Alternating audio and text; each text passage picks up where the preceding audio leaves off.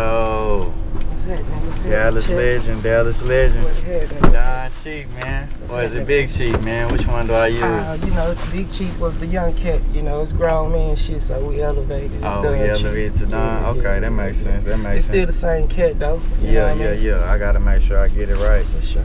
Man, this is a special interview to me because I always say that shit with everybody, but I think everyone got a different particular feeling, but this one feel extra special because it's like I was working at Experience Music, Eargasm, you know what I'm saying? Yeah. So it's like the hard copies coming through there and I'm selling them, you know what I'm saying? Right. And it's like I seen the volume 1s, the volume 2, volume 3. I probably caught on around 4, somewhere like that. Okay. But I just remember, I can even just in my head see the artwork, you know what I'm saying? I could from the volumes going up, I could remember like what each volume looked like in my head, you know what I'm saying? So it's like one of the first cats I remember too, stunning in the city, like, you know what I'm saying? Right. Like I Bentleys and Benzes and, you know what I'm saying? So it's like extra special for me to, you know what I'm saying, get this interview, like, cause it represents a special time in my life where I seen something I really never seen before, man. Man, I'm totally flattered, my guy, cause, you talking throwback, Eargasms, James, that my boy, you know what I'm saying? So, shout out Jay shit, a lot of people missed that time. You grew up, that was the time where, this rap shit had really just started catching on. We had your T.I.s and Jeezys and Gucci's, you know what I'm saying? The legendary Lil Waynes and stuff, so, that was a real dope time, you know what I'm saying, for hip hop. Yep. You know what I mean? Yeah, man. So where Sachi come from, man? I tried to find me a Versace fit before I got here, man, but shit, I just couldn't find one in time, man. Man, it was some my guy Lee Earl, man, punching my brother partner, and he older than us, man. And he just say a lot of shit. He one of them cats who just be talking and he just be coming up with all type of shit. So we used to be shooting dice and shit, and he just used to be talking about Versace Hirachi, you know what I mean? You know what I'm saying? He just would come up with a lot of shit, and it was just a little old lingo that I was digging, and I was like, I just turned it into, it was already, had familiarity with Versace, but Versace was just some, just a ghetto version of Versace. Yeah. You made that shit something like, man, branded, you know what I'm saying? So it just became something like my lingo, just my ad-lib on, when I like something, or shit like that. Yeah, that shit means so much to me. That shit mean it can kind of fit to different situations, you know what I mean? So it's just my lingo, but I got it. My guy used to be just one, West Dallas ass nigga, you know what I'm talking about, just talking shit, and I just ran with it. I'm gonna be real with you. West Dallas is the only hood probably I don't know shit about, bro, in Dallas, bro. And I, you know what I'm saying? I'm pretty cultured with the city, but that's like one city. We really our own island. For real. And crazy part about it, a lot of black people really, the city, they really come from West Dallas. They just migrated up towards the metroplex. You know what I'm saying? So, West Dallas, we are our own little island, though. Yeah, you kind of noticed that, like, for sure. I really think the best skyline view is that Hampton, Inwood, you know what I'm talking about, that bridge? What you think about that? Yeah, that's it. That's the best view of the city. I think it's slept on, you know what I'm saying? That's it. Chewing on my stick, people ask why. Like, what? You really had like a stick? Yeah, it was like an African toothbrush, you know what I mean? So, I used to go to the African store and like mess with all, just trying different shit, the soaps, and my guy, I seen one of my guys with it, my guy Capone, he was from Florida. Yeah. He was older than me, and he was chewing on it, you know what I'm saying? And later on when I started going to Big T, mess with Africans, they would educate me, and it just, I always liked it to be a trendsetter. I always liked it to stick out. So, I did everything different. So I'm like, man, I don't smoke weed, so I might as well, chew on this stick. It made my breath smell good. It just became a part of my outfit. Then I chewed on it so much, it was just a goddamn, just a therapy type shit. I low-key thought that was a blunt back in the day. You know what I'm saying? Nah, I wasn't even smoking back then. I was drug free. I was high off life. Oh, okay. Yeah, that's what's up, bro. Yeah. And the Triple D anthem. You know what I'm saying? Like, how that come about? Was that from the soundtrack of the Triple D movie, or did that come like before or after that? Nah, that came before. That was just that was a record actually my guy Mr. E put together. He already had the track and the hook. All I did was just come and rap and put the, and got the other artists to come on it. So that was a track Mr. E came up with. So that was way before the movie, but maybe he had, he already knew what he was on by, producing a record that he was about to produce the movie, saying, after the same thing. Yeah. That's what's up. Cause that's like it. Man, that's a monumental song, you know what I'm saying? Yeah, it's a D-Town, it's our anthem, you know what I mean? Yeah, it's for the city. Yeah. Did you always have plans of rapping as a kid? Like, cause you do your research, you hear about the Stony Crook affiliation with you being young, you know what I'm saying? And you writing over there. Can you like tell us more about that and like your childhood? Did you want to rap? Man, you know what? Rapping was always in my hood. Yeah. You gotta understand, DOC is raised up in my projects. Okay. So we was already breeding this rap shit. I was just one of the young niggas that, was inspired by that and then you gotta understand when I was younger, this when hip hop was really just first started hitting the scene. Yeah. So it was a new epidemic for the world. You know what I'm saying? Yeah. And I was pretty good. I was good, you know what I'm saying? Yeah. Like I was groovy as a child. I was one of them kids who wrote my mama her first Valentine gift. I wrote her a poem. So a poem ain't nothing but a rap. You know what I'm saying? Yeah, exactly. So, I liked it. And true enough, I did the footballs and pretty much I was good at whatever I tried. Yeah. Yeah, I was one of them ones. So, rapping just kind of took more of the forefront, when I got more into middle school and high school, because I was getting older now.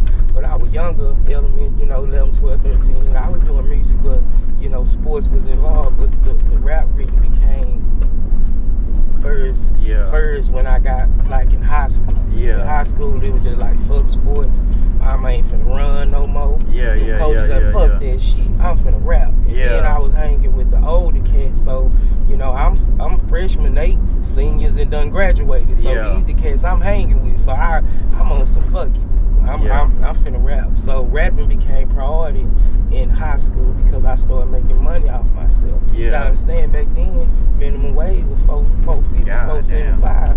But I was able to get in the game and make $10 off of myself. Man. So, me being a young kid who come from the projects and the ghetto, I'm like, man, minimum wage $4.25, $4.50, and I just made $10 off selling this CD. Man. I never worked for nobody else. So my entrepreneurship and leadership and go-getter mannerism came in high school because I was like, shit, I'm making money off me. There ain't too many cats that can say in high school they were making money off of themselves. Yeah, real talk. That's a mentality people don't got these. You know what I'm saying? So they wonder why I am like I am. Like, man, I've been getting money off of me since high school. So my demeanor and my persona and my aura go be a little different. Yeah. And it seemed like, bro, like cause I done managed some artists and shit like that, bro, and street cats I've been around, it feel like they didn't really love the music, you know what I'm saying? It's like they love the streets more than the music, and to have that longevity, you kind of remind me of damn near a Nipsey, you know what I'm saying? To where like one of the first Nipseys in the city, or a Dolph, they would say, to where to have that longevity, you gotta damn near put the work in the music. I wasn't making no. So I love this shit because, I seen the impact that it had on people whenever I did open my mouth and rap, what kind of impact I had. So me being a kid from the ghetto and being young and getting that kind of love and reaction, it does something to your confidence. You know what I'm saying? So I got built up with a lot of confidence because I was good did and people liked me, the word shit, I never even had a girlfriend because music was my first love. You hear me? Type shit. You know what I'm saying? So, you know, I had shit. It's my therapy. It's my Bible. You know what I mean? So, I don't just do it for the money because there were plenty of times I didn't make money off this shit. And shit, so tell me, bro, because one of my first interviews was with Corey, you know what I'm saying? Corey Clout. Vanilla Chocolate. Yeah. So you had a partnership with them early. Was that one of your first situations? You know what? We had our partnership, but me and Vanilla Chocolate kicked it. He was more just like, you know, shit. I don't know how me and Vanilla Chocolate met, but how we locked in, he was doing the promoting and doing the record label stuff. But you gotta understand, I've been rapping since high school, so before I met any of them boys, I was already in motion. You know what I'm saying? Like, I was already hand-to-hand comeback. You know what I'm saying? So, shit, they was already, you know, kind of meeting me. I think we met some kind of way, and he had Powerhouse going, and then it went to, you know, it went to what he had. Powerhouse, because no, I'm gonna tell you where I met him at. I think I met him because I fucked it with Grass House. Grass House had Rallo. He go by Rallo the Pimp now, and Lilo. Grass House was one of the underground shits, and they were fucking with Rallo or something. In some kind of way, me and Corey met, and he was just respecting the grind and hustle. And actually, Corey was the person who introduced me to my car man. Okay.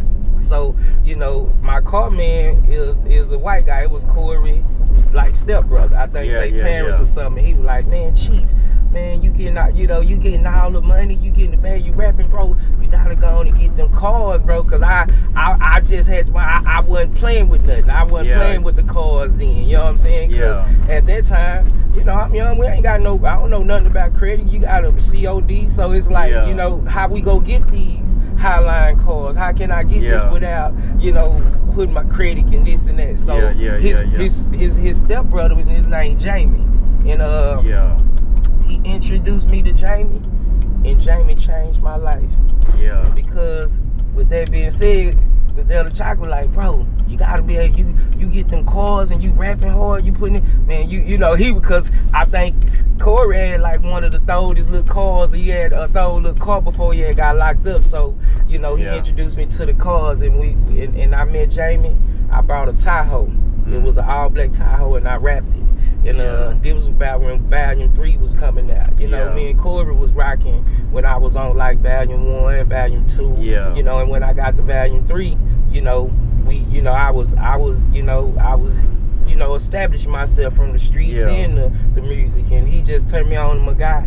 And I brought my Tahoe, rapped it, you know, started getting money. And me and Jamie, another white guy, he got there, he was like, you know, just started bringing me stuff. Hey, Chief, what about this? You know, he brought the Bentley. At first, it was the 550. So, you know, this was when the first 550s ever came out. They came out in 06. I had that boy in 05, like December type shit. You know, like so Jamie was coming through. This shit. Man, Jamie changed my life because, you know, he was able to help me put the visual together. Exactly.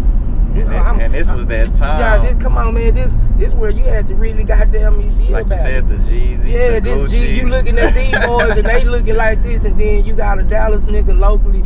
Now this, like, you know, that's when it was on. You know, so you know, he brought me the 550 before the year was out, and that was my first big boy joint. You know what I'm saying? And he just kept taking my money because I wasn't tripping on spending it. You know what I'm saying? 40 here. You know, I didn't have to put my name down. And now what I know the game, it was like he was jacking me because I know now, but back then I wasn't tripping because, man, I was getting the hottest shit on land. You know, I'm young, you know, I'm rapping, so it was all just adding up. I'm living the life. So Vanilla Chocolate introduced me to Jamie, which was my car guy, which was, you know, played a big impact in the movement back then. Yeah, definitely, because it looked like you say you was one of the first niggas I seen stunting with the you know, bees. You had pimps and drug dealers and this and that, but you didn't have no rappers. Exactly. We ain't even talking about the street, we just talking about the rap. Rappers. You know what I'm saying? I ain't seen no rappers nobody coming through like that. You know what I'm saying? Nobody. So, you know, that was and extra sauce to my goddamn gumbo. Exactly. But he told me about a situation with Southwest Wholesale. It was a couple distributors back then. Y'all was doing the hard copies, and that kind of turned the partnership. Okay, yeah. Vanilla Chocolate got some money off of me, and they ain't give me nothing. You know what I mean? But I'm moving so much in the street, so a lot. It didn't make me or break me, but you know I didn't get nothing. You know what I'm saying? Yeah. They had. I think they had. It was Southwest. They had a couple situations, but I didn't get no money, and my face was on in this and that. Yeah. And you know, at the end of the day, I'm in the street, so I ain't really tripping. So I was just on some fuck it. I'ma go harder. You know what I'm saying? But it didn't deter our our friendship. It was just on the business because. But after then. Shit, how you think I got so high? Because of Vanilla Chocolate helping. Whenever club, goddamn me, he promoted. Man. I'm VIP. No matter how many I'm with, if I got 100, you gotta understand that time with Dallas, we a different kind of animal. So they had the West Dallas nigga at the forefront of the city, and we get judged different. So you gotta understand back then, you know, I was the forefront, and I represent West Dallas. So you got 100 West Dallas niggas, man. It was crazy back then.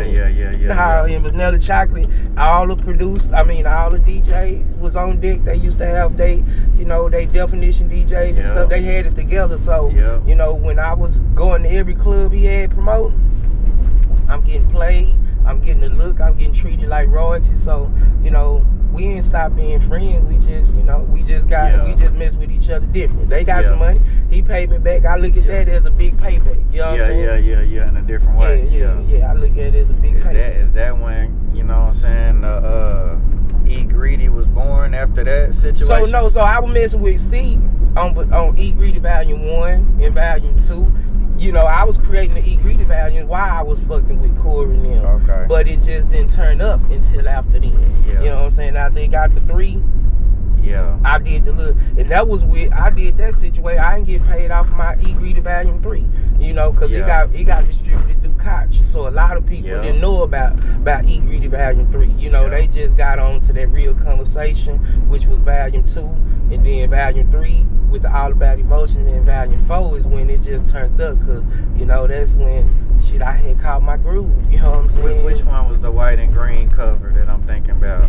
White and green. It had the white and green. It was white with green words. I mean, it had some green words on it. I might have to go back and look. Man, I got so many of them. I know. So, you know, but Volume 4 was the turning point, and then with Volume 5, you know, I just was having it my way. Exactly. You know what I'm saying? Like, nah, you was in them stores. You knew what it was. Like, I think 2018 was like a remake of the Chronic. No, 2010. That was That's 2010. Okay. That was. I think, is that the one with Precious on? Yeah, that's Precious, my favorite song. Yeah.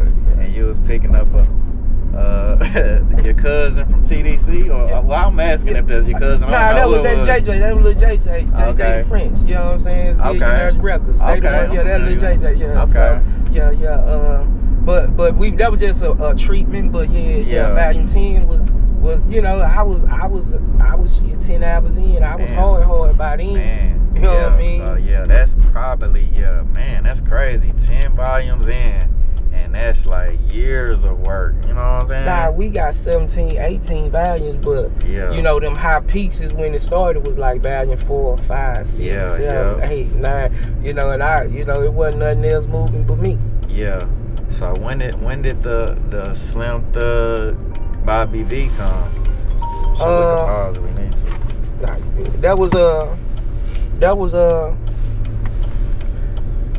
that was after the My Swag, which was with Jim Jones. So that had to be like volume 8. I think she liked My Swag. My Swag was on volume 4. Then I remixed it and put it. I mean, it was on volume 5. Then I remixed it and put it on volume 6 with Jim Jones. Now, was you still messing with Koch at this time? Nah, everything. I didn't mess after Koch. I didn't get paid off of that. That was volume 3. I was just from the hip from volume 3 all the way on up. That's crazy, man. And then the Bobby V charted, didn't it? My Swag charted. My Swag charted. That's crazy. My Swag charted. That charted without a label. Yeah, everything else was just, I've been independent, man. So every feature from Ross, Gotti, all the H-Town, you know, everything been off, like me. Like I see boys doing it, I salute them, like, but the story crazy because I did this shit. You know what I'm saying? Like, exactly. you know, I can't help it that, you know, social media wasn't here. Or, you know, like, I mean, but if you came to Dallas, they would have known it wasn't even, not just, and these my guys, it wasn't about the road, it wasn't about DSR or nothing. Yeah. It was some nigga named Big Chief. Yeah, I feel like you was kind of over here and everybody else was over here. That's how I kind of looked at it. Like, even kind of with the boogie stuff going on. And I had and my even, was over here. Yeah, and it was always like that, so I couldn't get, I got all the love from the streets and, you know, and where it's so-called matter, you know what I'm saying? Yeah. Because, you know, the customers really, you know, the music customers, because you couldn't really buy no boogie record. You wasn't doing that. You know, so what kind of music you had? So I was catering to the people who wanted to listen to something. Yeah. You know what I'm saying? So, you know, and with that being said, I had to rap hard because nobody ain't trying to listen to you if you ain't talking about nothing. Yeah. You know what I mean? Yeah. Nah, so for me to be able to get their attention when they got a Jeezy who getting a million spins, when they got a T.I. who getting a million spins, but they come in your music store and say, nah, give me that volume so and so. Real talk on a national level too. You know, I'm your local nigga. You can see popping up in Big T. If you ain't scared to come through the West, you'll see some fly shit in one of them projects. If you ain't scared to pull up, I'm him. You know what I'm saying? But I got treated like a superstar. Still. Yeah. Man, that was a special time, bro. You know, I'm doing in stores. I'm a local nigga, but you got regular local people lining up. Man, I want to get an autograph. I want you to do so. You know, like it wasn't nobody else doing it. What do you think it was a hard transition from the hard copy era to, like you say, now you got the digital game, social media era? A lot of people from that era with the hard copies really didn't make a good transition to this digital era. I'm one of social media. I'm one of them. You can admit it. Yeah, I'm one of them because, you know, I was raised up in the game. I be real, you know, the real. So the social media, everything can be fabricated. It can, you know, it's a perception. So you know, my shit is real life. What you see is what you get. You know what I'm saying? So I ain't finna be. And then I'm a street cat. You know, I come from the street, so I'm not finna be more open to opening myself up and doing this, and you know, you know, the new era, they don't care. You know what I'm saying? Exactly. You know, now don't get me wrong, I did capture all the moments. I got a documentary. I got, you know, we go, you know what I'm going on. I'm finna write the book, and I'm trying to write the book and do the biopic. I did capture the moments. Now don't get me wrong, if we did have social media, I would have broke the internet by 4, 5, 6 times a year. I would have been breaking that bitch. But you know, just the transitioning, I ain't been able to transition like, you know, I feel like I should, because, you know, it's just different to me. This shit different, way different. It ain't even about the music. You know what I'm saying? Like, literally, the music is kind of last. It's last right artist. Now. It's last. You know, now if you do got the music to add up with the story and the lifestyle, then you just go down. You got the potential to be the next icon. You got an artist I just heard you listening to. You know, he don't got to do none of that. He don't got to do none of that. He don't got to do none of that. So it is kind of hard. And they done cornered the market to where you got to have that machine. If you ain't got the machine, then they go overshadow you, because that machine know how to keep you, you know, constantly, you know, in the media in the right way. You know what I'm saying? Nah, that's a wrap. Yeah, you right, because one little bad narrative and that could be your whole career. You know, when you doing it from when you doing it from the hip and this and that, you know, you gotta be really just continuously pulling stunts. And a rapper, that ain't in our best interest, because artists, not even just a rapper, artists, we here to sell records, this and that. People ain't buying lifestyles, they buy records, they buy this. So, you know, it's kind of hard. You know what I mean? And my swag, that might be the most boogie records you got out of your whole catalog, huh? You really didn't make boogie. Probably my swag and When You Go Let Me. So those are like the most club songs you made out of your whole career. You really didn't make too much single type music. I mean, we was buying, you know, how could I make singles when shit you listening to a whole pocket album, we listen to old UG. We coming right up out of that. Yeah. Cause I know I was anticipating the volumes, you know what I'm saying? Did you always have a plan? This gonna be my ingredient, I'm gonna brand it, I'm gonna drop these volumes. Like, was that just a plan? That was an accident? No, it wasn't no accident. I mean, it was a plan once, you know, I really was eating ingredient life. Yeah. It ain't no slogan. It became a part of me and my people life. It became a part of the city life. Yeah. You know, ingredient, you know, they got this shit tatted on them and they ain't never met me. Why? Because it's a way of life. Yeah. You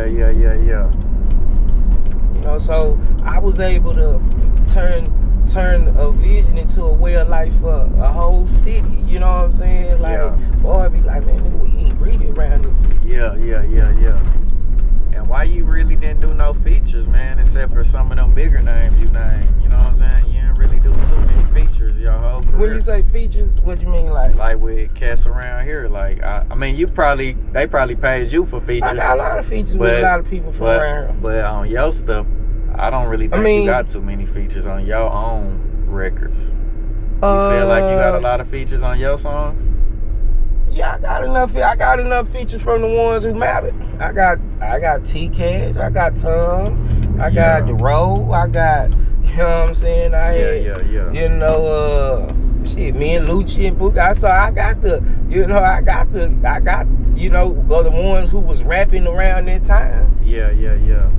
Cause you got a million songs. So like, you know, now I rapped a lot. I rapped hard. To double back. Yeah, I rapped hard. I had a lot to say because I was goddamn me playing the hardest ball. Yeah. And you got some of the, you know, the bigger features.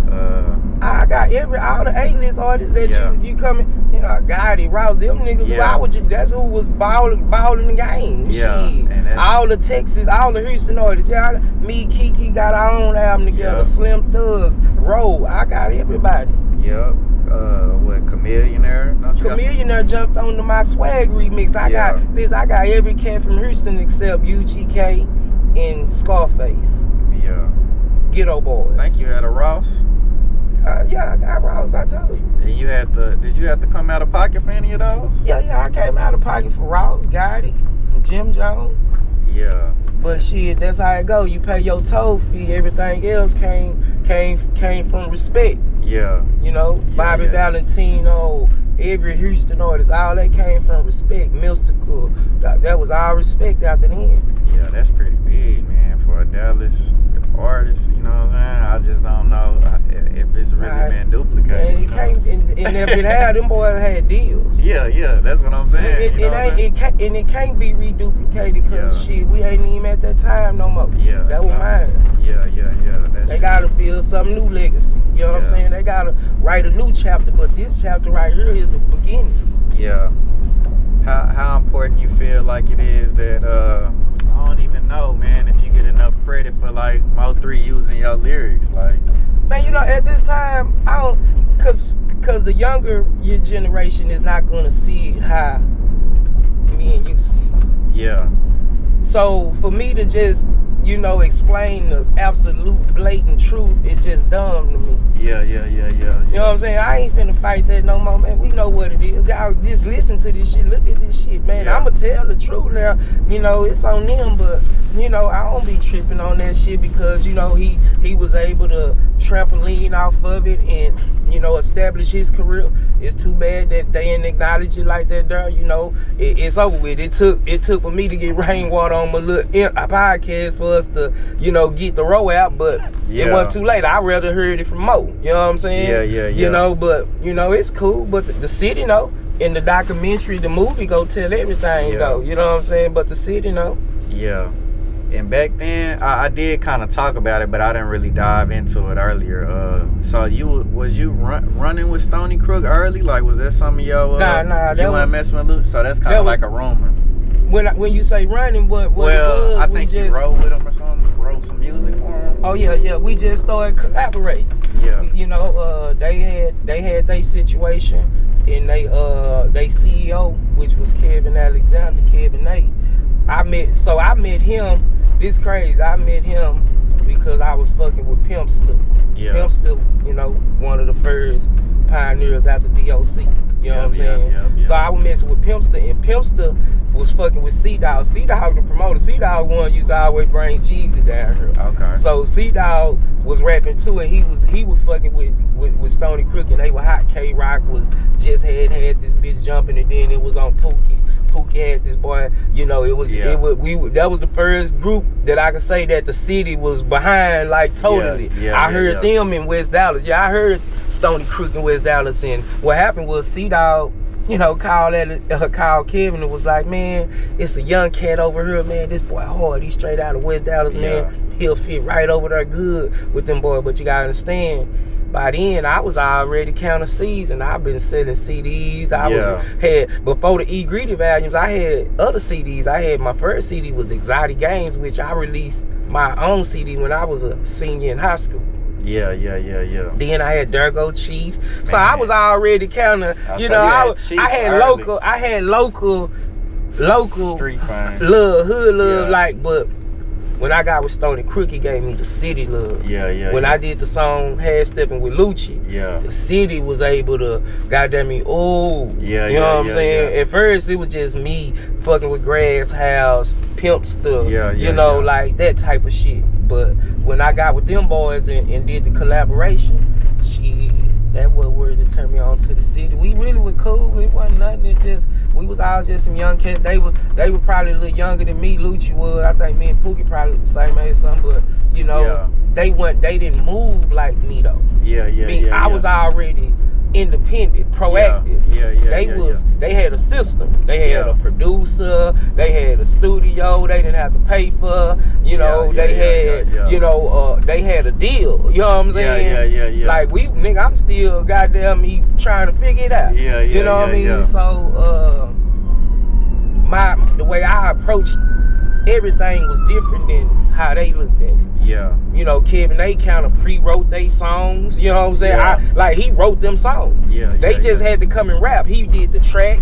You know, like, you know, it was different. So, you know, I think that kind of made it look different because my hunger was a little different than theirs. I was like, man, I finna bulldog. Nah, I'm on some, these boy got this, these niggas got situation. These niggas ain't, I'm like, they ain't got me. I finna goddamn me show my ass. Exactly. And that's just exactly what I did.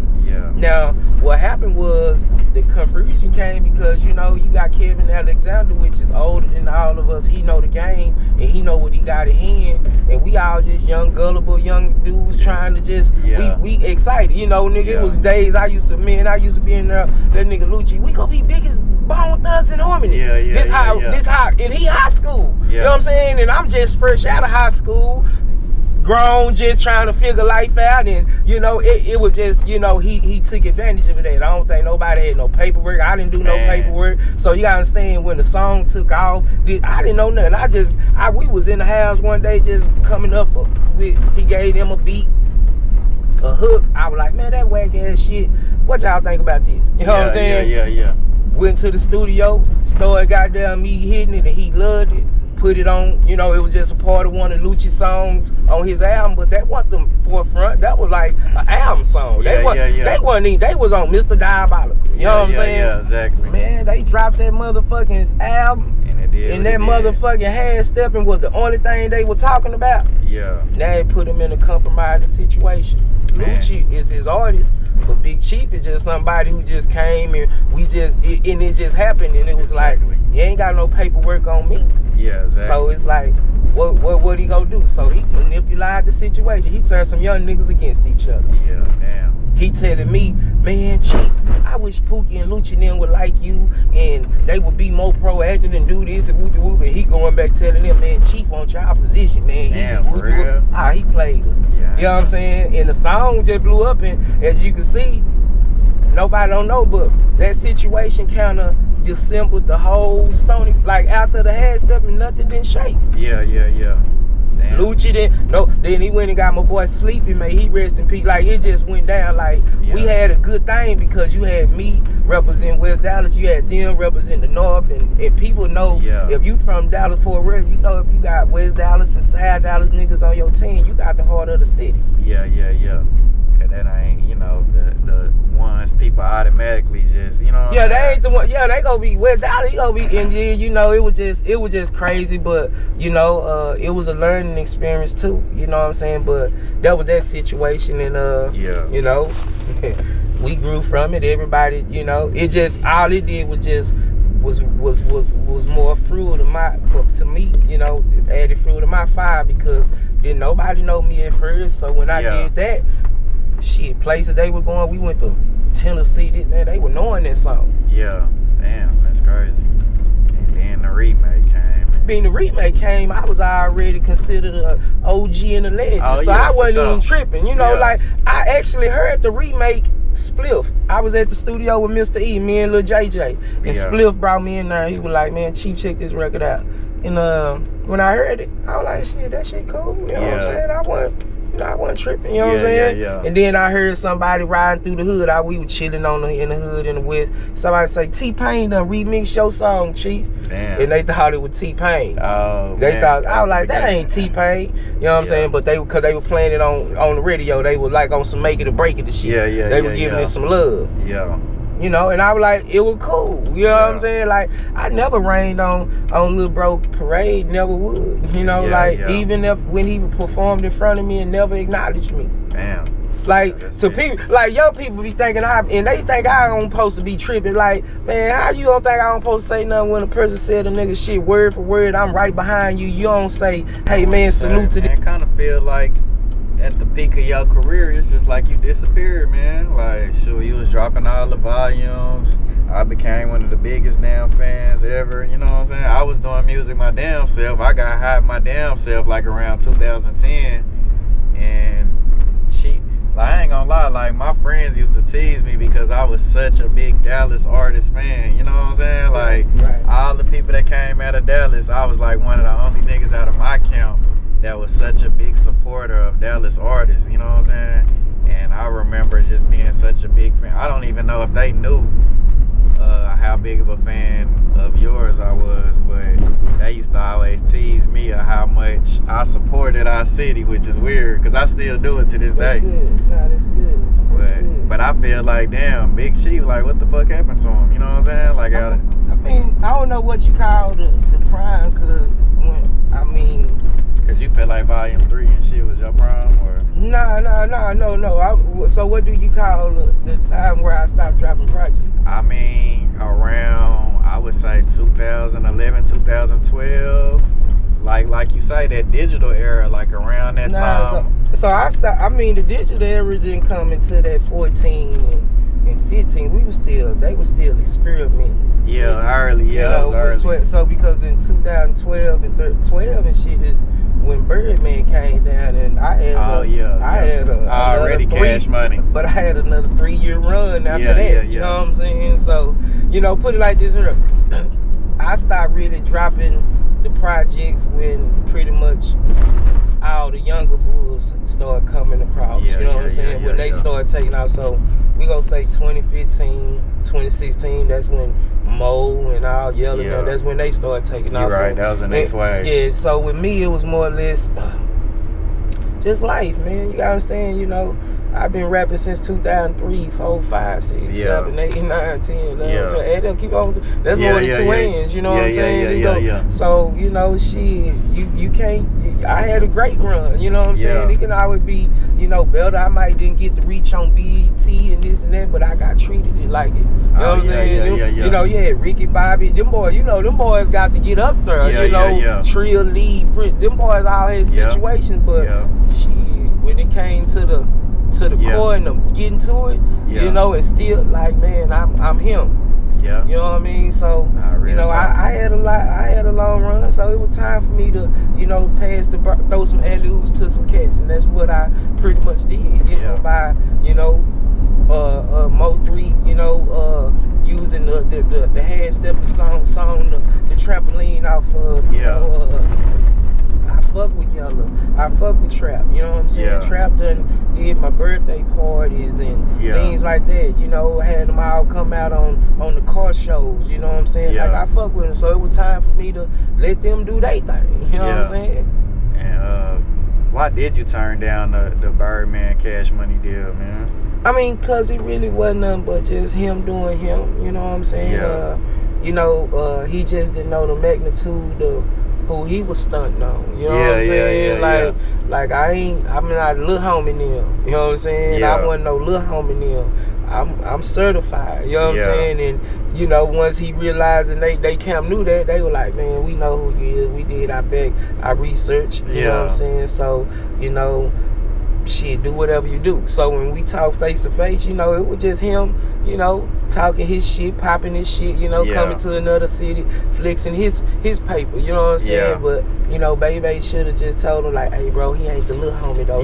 He might be the underdog, but he him. You know what I'm saying? You know what I'm saying? But he's, you know, it was cool, and I was able to maximize off of it. I already cashed money. Still to this day. I love when you came back with People ask what happened. I mean, why you didn't sign with K? It would, you know, it would be for the city. You know what I'm saying? Because you capitalized. My city, goddamn me, was so proud to have some good news to come my way. They the ones who ran with it. They want me to win so big.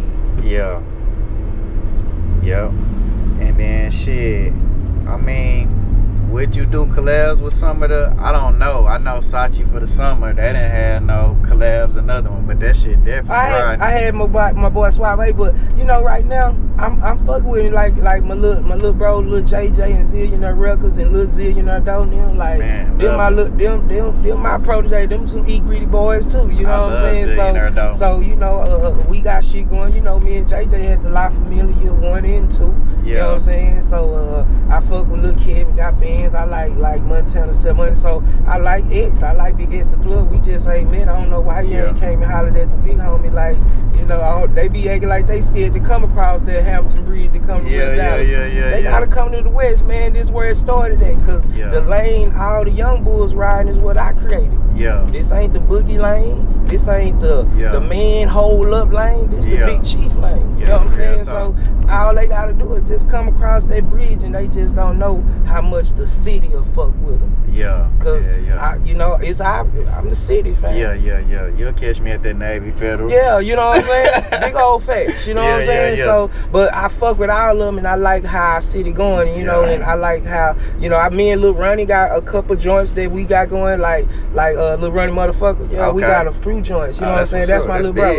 We got a few joints. I like the female artists we got. I got a couple me and Nina. You know, she ain't from here, but I got a record. I'm gonna redo the When You Go Let Me Fuck. I got, you know, a verse from Tay Money. You know, I'm trying to. I'm gonna put I'm trying to put all the females on the When You Go Let Me Fuck and make a new version. You know what I'm saying, with the young ladies around here, so they can pop they shit. But that's big. That's big. They don't even know like how, you know, they don't know how, you know, how much I'm rooted to where they just gotta use me a little bit. The city go fuck with them.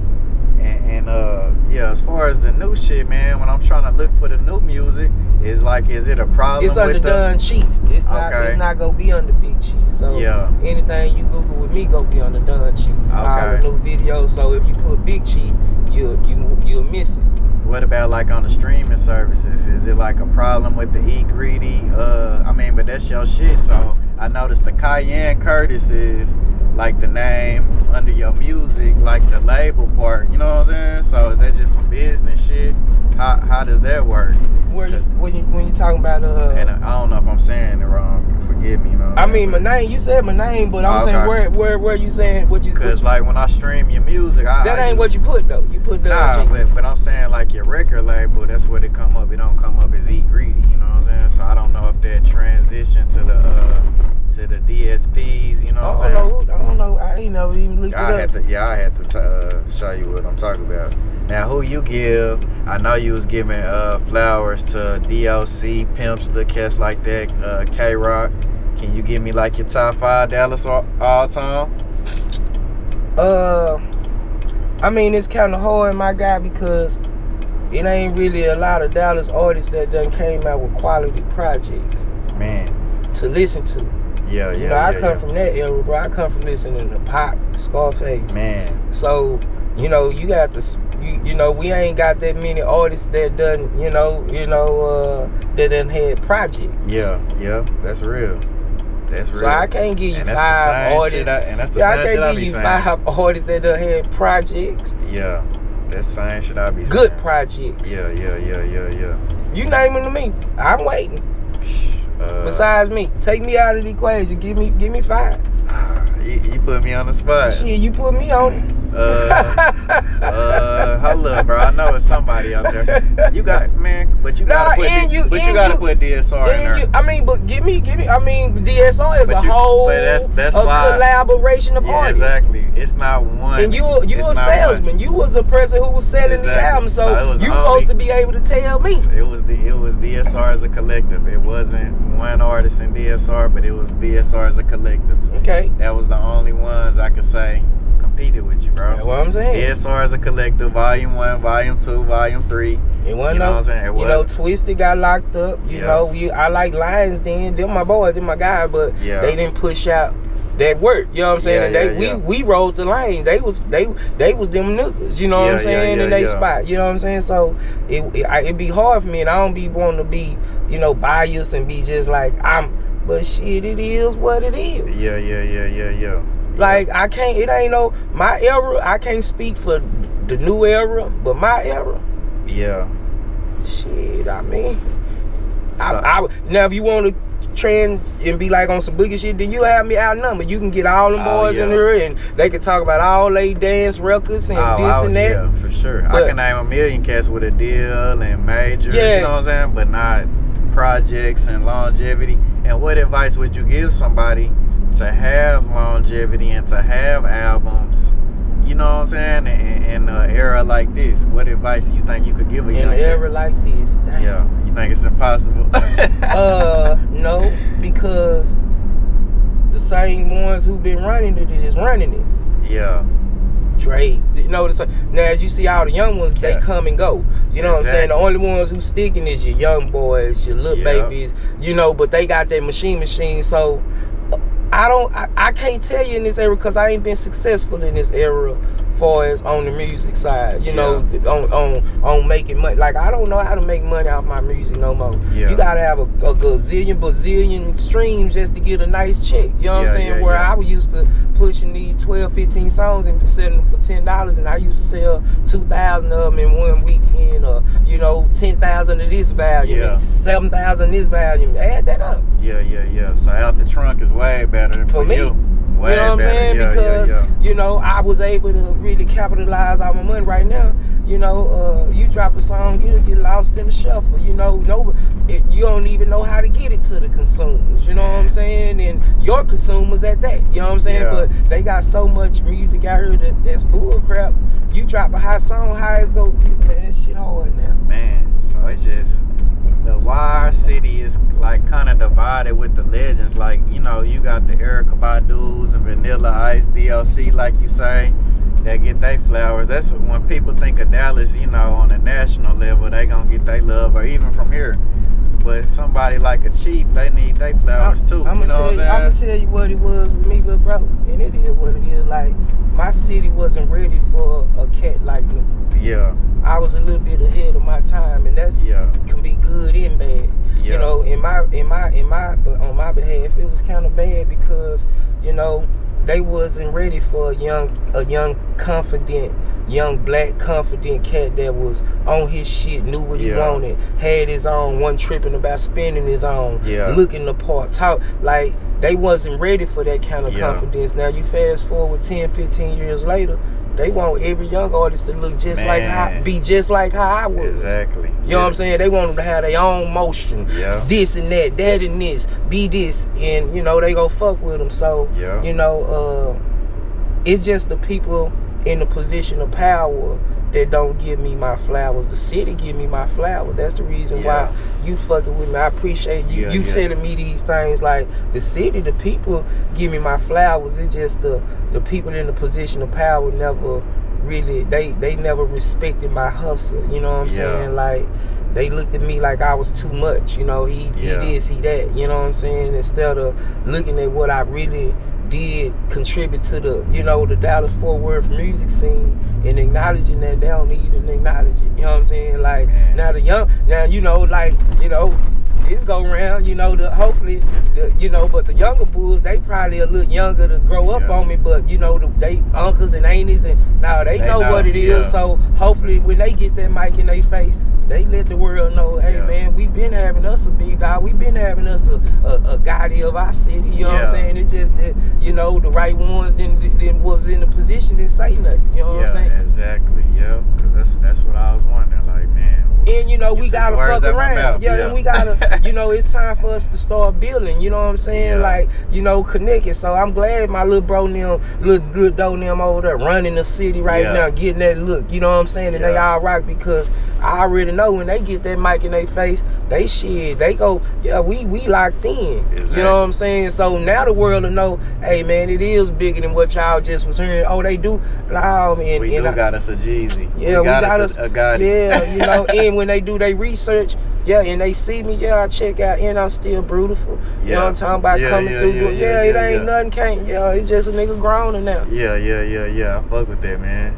Shit, legendary interview, man. I appreciate it. It's something I wanted so bad, just cause that era, like I said, I grew up in at 2010. I remember what apartments I was living in. Right. I was at that Valley View Mall. So just look, 2010. Just imagine how old some of these boys was. Just they were babies. They was, you know just what I'm born. saying? You know, they wasn't even thinking about rapping. You know what I'm talking about? You know what I'm saying? You touched a couple generations though, because you touched mine, and then, you know.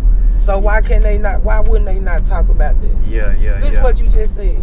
Why wouldn't they not talk about that? But it ain't the city of the people. It's the people in the position of power. You know, you got a lot of these other bloggers that don't even want to acknowledge this shit, but want to tell stories. So I salute you on even coming and just giving them flowers and putting it out there like, hey, it was like this, because a lot of these boys knew her. They ain't grew her, so they just going off of this up-to-date shit and judging and putting their stamp on stuff without even doing their research. And you know, people running with it. But, you know, I appreciate you for reaching back and like, man, let me goddamn polish off these VVS diamonds that we got in our archive and let the world know, man, this shit groovy out here. Yeah, man. Legendary. Sachi, man. Shit, anything you gotta get off your chest, man? Anything you got coming up next? You know, it ain't, you know, we groovy once again. I appreciate you. You know, I just, you know, it's 2024. You know what I'm saying? It's the first work of the new year. You know, but just stay tuned. I do got the book coming in the goddamn me biopic, King of the Deep. You know what I'm talking about? Yeah, you know, so that's gonna be the projects that I'm working on, you know, so and the music I always come along with it. I got plenty of music, but I think I'm gonna come at it at another angle, you know what I'm saying? Because I do got a story to tell. I do got monumental moments, you know what I'm saying? And the world need to know about Dallas-Fort Worth as a culture anyway, so that's what the biopic will also be about, because, you know, I feel like I am the culture, you know what I'm saying? I know I introduced this fly shit to the city, you know what I'm saying? You know, customize this, that, you know, this jacket come from 07, this vintage. You know what I'm saying? This jacket vintage. You can't even get this no more from Gucci. You know what I'm saying? But this is how I was coming, you know what I'm saying? And been coming, you know, so, you know, the world need to know we got our own, and we still going, you know what I'm saying? Yeah, we still rocking, so, you know, those just the projects that I'm more focused on is the book, you know, telling the story and the biopic and, you know, releasing all this music that I've been sitting on. Yeah, man. Well, shit, you got Don Chief, man. I appreciate you fucking with me. Sachi, baby. Hey, Sachi, living legend. Shit, we out of here. Drive and See podcast. Yeah, salute, baby.